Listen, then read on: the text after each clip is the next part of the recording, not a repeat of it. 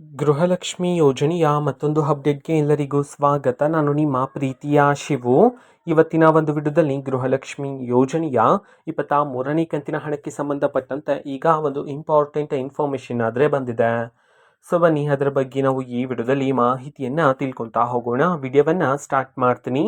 ಅದಕ್ಕಿಂತ ಮೊದಲು ನೀವೇನು ನಮ್ಮ ಚಾನೆಲನ್ನು ಸಬ್ಸ್ಕ್ರೈಬ್ ಮಾಡದೇ ಇದ್ರೆ ಈ ಕೂಡಲೇ ಚಾನೆಲ್ಗೆ ಸಬ್ಸ್ಕ್ರೈಬ್ ಮಾಡ್ಕೊಳ್ಳಿ ಮತ್ತು ಲೈಕ್ ಮಾಡಿ. ಸೊ ಈಗ ನಾವು ಇನ್ಫಾರ್ಮೇಷನನ್ನು ತಿಳ್ಕೊತಾ ಹೋಗೋಣ. ಸೊ ನೋಡಿ, ಇವತ್ತು ಅಂತಂದರೆ ದಿನಾಂಕ 9/12/2025. ಇವತ್ತು ಗೃಹಲಕ್ಷ್ಮಿ ಯೋಜನೆಯ 23ನೇ ಕಂತಿನ ಹಣವನ್ನು ಬಿಡುಗಡೆ ಮಾಡಲಾಗ್ತಿದೆ ಅಂತ ಹೇಳಿ ಈಗ ಇನ್ಫಾರ್ಮೇಷನನ್ನು ತಿಳಿಸಿರ್ತಕ್ಕಂಥದ್ದು.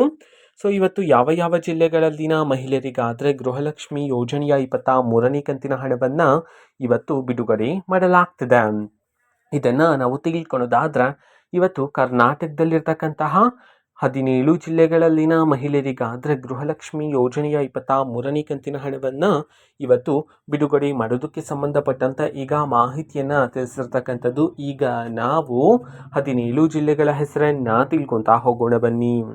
ಸೊ ಮೊದಲಿಗೆ ದಕ್ಷಿಣ ಕನ್ನಡ, ದಾವಣಗೆರೆ, ಧಾರವಾಡ, ಗದಗ, ಹಾಸನ, ತುಮಕೂರು, ಯಾದಗಿರಿ, ಬೆಳಗಾವಿ, ಬಾಗಲಕೋಟೆ, ಬಳ್ಳಾರಿ, ಬೀದರ್, ಚಾಮರಾಜನಗರ, ಚಿಕ್ಕಬಳ್ಳಾಪುರ, ಚಿಕ್ಕಮಗಳೂರು, ಚಿತ್ರದುರ್ಗ, ಬೆಂಗಳೂರು ನಗರ, ಬೆಂಗಳೂರು ಗ್ರಾಮಾಂತರ.